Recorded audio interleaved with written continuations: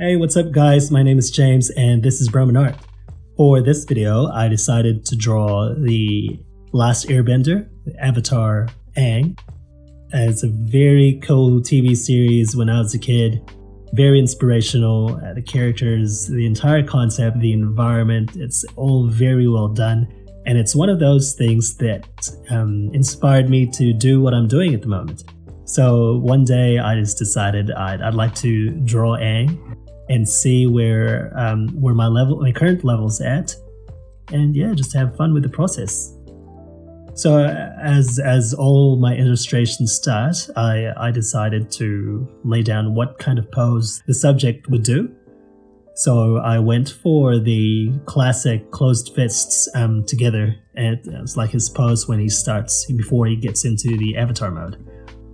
So laying down the pose and making sure the proportions are quite like anatomically correct.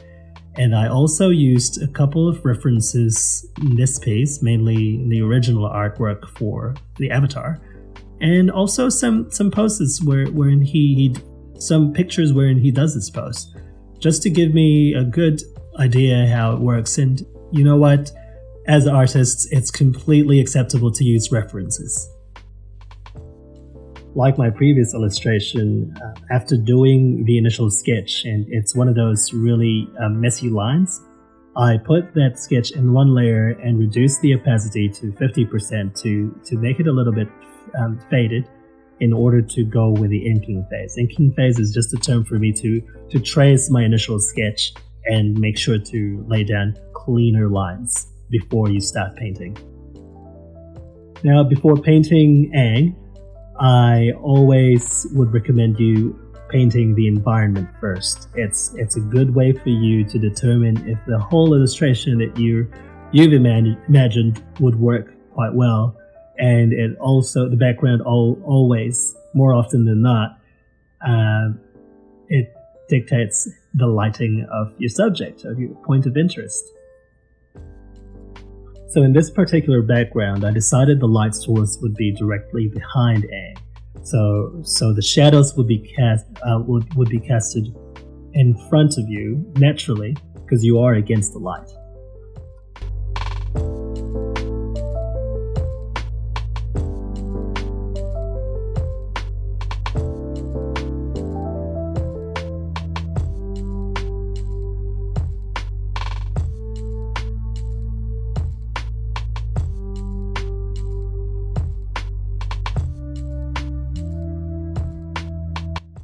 So finally, I proceeded to begin with the subject's coloring. So I put down the base colors, which is the Aang's skin color, the color of his robes, and also the arrow tattoos, the blue arrow symbols on his forehead and also on his arms.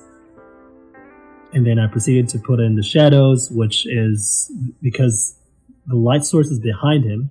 The shadows are directly in front of it, and at the center of his face, his body, and then you can see a bit of the rim light as it gets lighter as you go on the edges of his face and his body.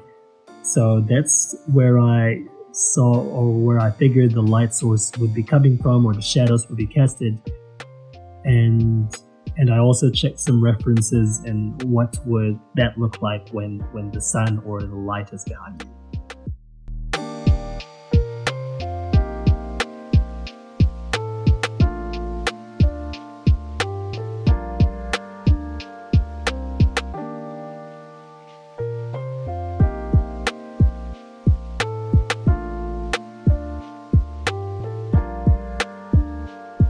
So as I proceeded with this illustration, this is one of those that I went back and forth deciding how dark or how light my illustration or my shadows would be.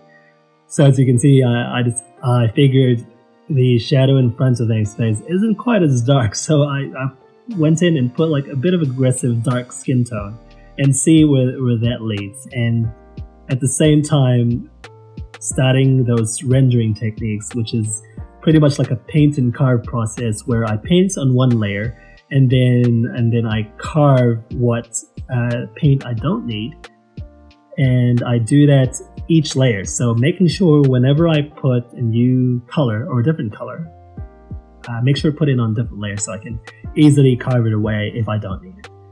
And one of those techniques as well is the soft round brush when I try to blend the colors together. So making sure with the soft round brush, I take a little bit of the color of the darker tone and then smudge it around, and then the color of the lighter tone, and then creating that mid-tone.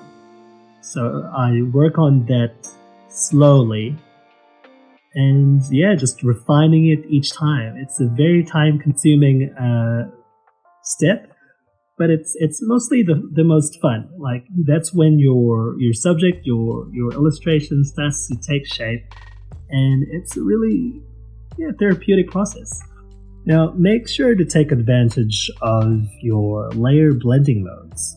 So whenever I start, especially in illustrating or coloring the skin can get into that when you study a lot of skin tones and you know its relationship when the light hits it. There's a bit of like that subsurface scattering is what they call it, wherein the sunlight or any light source would penetrate a little bit of the skin where you'd see a bit of translucent or a translucent transition of the skin to like a red, almost see-through. And usually it's on the edges of the face or the nose or the cheeks. So those are the things that you can make use of, like an overlay layer blending mode. So yeah, if you try and search or Google a lot of portraits of people that's got like a strong sunlight either behind them or somewhere on the side, you would notice a little bit of that relationship between the light source and the skin, where it becomes a little bit see-through or a bit translucent, and then a red color or orange color bleeding a little bit through the skin, and that's what we call the subsurface scattering. And the overlay mode is a perfect tool for that, where you use the overlay mode, blending mode, and then you use a soft brush to sort of just brush a little bit on the cheeks or wherever you think the light source hits that part of the subject. That obviously makes sense to you. So for me, the light source or that sort of effect goes in the outer edges of the cheeks and also his ears, and that's where I apply that technique to this piece.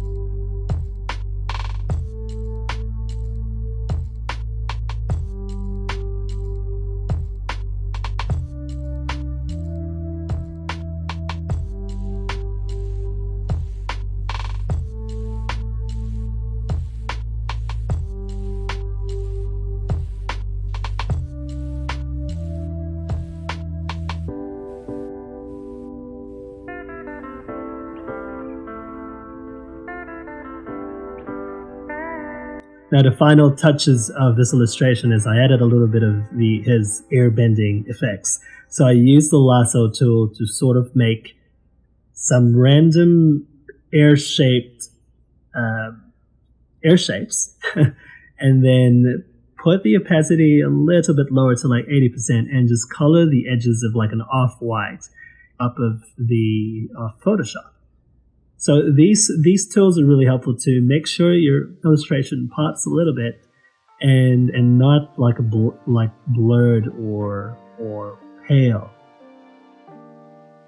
Now the final effect to finish off this illustration, or the illustration in this video, I'll get to that in a minute, is the air bending effect that I would like him to show. So I used the lasso tool to create the random selections of air shapes and set the opacity to like 50 to 60% and drew or colored soft off-white on the edges and keep the center rather like translucent or trans. This makes it look like soft air flowing around Aang. And I don't know, or adds a good effect to the entire piece.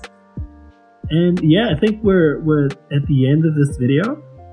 And apologies because when I finished recording, I decided to add Momo and like just on top of Aang's left shoulder, just to add more point of interest in the illustration. And I pretty much did the same techniques I did with Aang. And I used a Momo reference from the original series artwork. And that took me around about 30 minutes extra. So the entire piece took me around 2 hours, 30 minutes, give or take. Thank you guys for tuning in this video. This has been a fun process for me to make, and hopefully it helps some of you guys as well, especially those that are just starting. Let me know in the comments if you come across this video, and let me know in the comments what else you'd like to see or what else I can improve on or anything you'd like to know. And I'd be happy to edit in the next few videos in the future.